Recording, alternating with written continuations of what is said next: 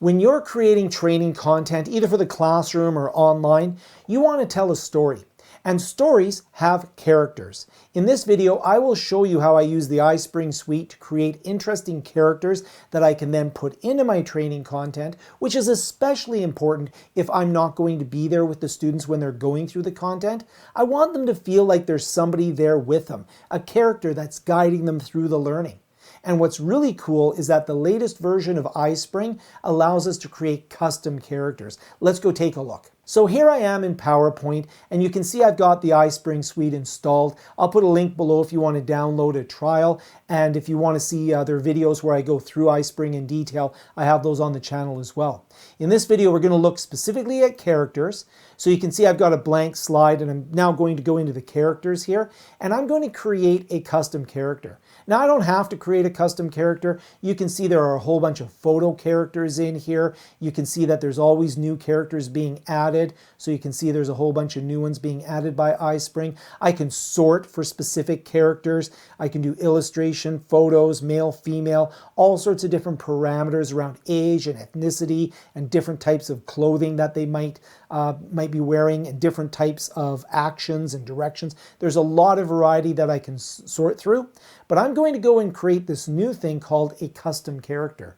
You can see I've already created a couple of characters here. I have Blue Sweater Beard Guy, who's my IT guy, and I've got Cindy Airport, who is for doing some airport training. I'm going to create a new character here, and you're going to see that I have a lot of options to tweak this character to be exactly what I want. Now, first of all, I have male and female characters. I have different body types in here. Let's choose a female character. And one of the things I can do with the appearance is I can change skin tone. So this means that I have inclusivity and I have representation in my classroom. And I think that's a very good thing to understand your audience and make sure that they can see themselves in the training that they're receiving. Notice that I have different professions in here. I have different types of clothing. I have different ethnicities in here. I can even go through if I want to and choose skin colors, like I could go avatar if I want to. So let's say I want to have an avatar character in there, no problem at all. But in my case, I'm just going to choose a dark skin tone here that's representative of the training that I'm doing here. So now I can go in, there's lots of different poses that this character will have. So you can see they have poses that are, here's a point that I'd like to make, check this out with a smile, check this out with two hands. I wonder what that's all about. There's a whole bunch of different poses that you can create for this character. And don't worry about selecting a pose at this stage. Once we create the character, we can get all of the poses for that character. It's quite neat, actually. Now I'm going to go into the head of the character. Not into the head of the character, although if you can imagine that you're the character, that's a great way to develop your training. This is specifically the appearance of the head of the character. So in this case here, let's say with this character, I'm going to give her some long hair. So she's got some long hair here. And notice that there's options around headdress as well. So if I wanted to, if I go to element 2 here, this is actually the headdress. I'll turn it to blue. So you can see that if I had chosen to give this character some headdress, that it would be blue. So I can choose that as an element as well. And you can actually go into a wide variety of colors if you want. So you can choose, in this case here, I've chosen dark blue. So there's a lot of different options in there, all the color palettes that you could want. In my case, I do not have any headdress with the character, so that's not going to be in play. I can choose for the face of the character, 2 elements. So I can choose the eyes. So I'll have green eyes. And in my case, I'll have maybe brown eyebrows. I'll just show you by going into white. So you can see that pulls the white of their eyes right in there. So that's obviously something that I might not want. So I can go through and I can make changes as I see fit. And that's the face of the character, or the head of the character, including the hair and the face. Then I can go into the clothing for the character, where I can do top, bottom, one piece, or shoes. In my case, I'm going to choose a top and a bottom, and I'm going to choose a pair of shoes for the character. Notice that within the top, I have 2 elements. So I'm going to give this character a blazer, and then element number 2 would be the shirt here. So if I go to element number 2, let's go with maybe a blue shirt, a blue blazer, sorry. So I've got the blue blazer here. It's looking pretty nice. Element number 1 is the white shirt. Maybe I could go with sort of a light purple or a lavender shirt.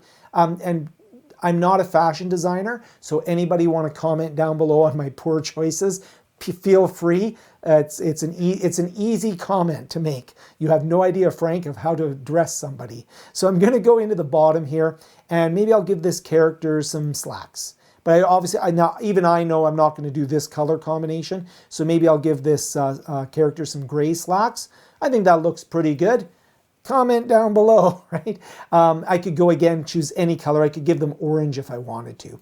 I'm going to go into, I can choose one-piece items, but I'm not going to go in and choose any one-piece items. But if you look at the more traditional clothing here, you'll notice that I can go into, if I was to choose this, I could go into changing the color of the different elements of the clothing in here. So you can see I can play with that before I commit it. But in my case, I'm not going to use the one piece. I will go with shoes, and you can see I can go with heels, or I could go with flats, or whatever the case may be. I'll go with flats, and based upon this outfit, I probably need to give her some darker shoes. I think brown shoes probably wouldn't go with this. Again, comment down below. I feel like I'm going to get a lot of comments about my poor choices in clothing. Again, you can see that the poses I can do lots of different poses, so the poses don't go anywhere. I can still use those in my slides. Then I'm going to go to their accessories, and all the cool kids wear glasses, so I'm going to give this character some glasses. I'm going to go in, I could give the character a mask. So that's good if you need to have a scenario where the character is wearing a mask. I can give them an earpiece. So a lot of times training, especially online training, might be call center or customer service training. So it's a great way to give them, for example, an earpiece, or maybe they're a representative like Cindy Airport, my other character, has an earpiece because she's a supervisor at the gate of an airport. And then I could go in there. I can give them a neat thing. It's called an ID card. So in a lot of professions, we'll have an ID card that the character has to wear, or that the employee has to wear. And so I can choose to toggle that on or off. In this case here, this character doesn't need to have an ID card. And I could save the character. I'm just going to go back to clothing, and we'll go to the top, and maybe no, we'll keep the blazer. So now I can go in and save this character, and I'll call this character, I think I may have already used Cindy. I'll call Sally. This is my character called Sally, and I could put tags on the character. Now, the reason I might want to put tags on the character is maybe I want to be able to search for the character. So they're a visitor or a customer, or maybe they're going to be, something like a trainee. So there's all sorts of different character tags that I can put on the character so that I can easily find the character in the future. I'll then save that character. So now I've saved that character, and now I have a character that I can use in my slides. If I choose the character, you'll notice that all of the poses are available to me. So let's say, for example, I want to start with a welcome. So there's going to be the welcome here, and then what I can do is I can add this character to the slide.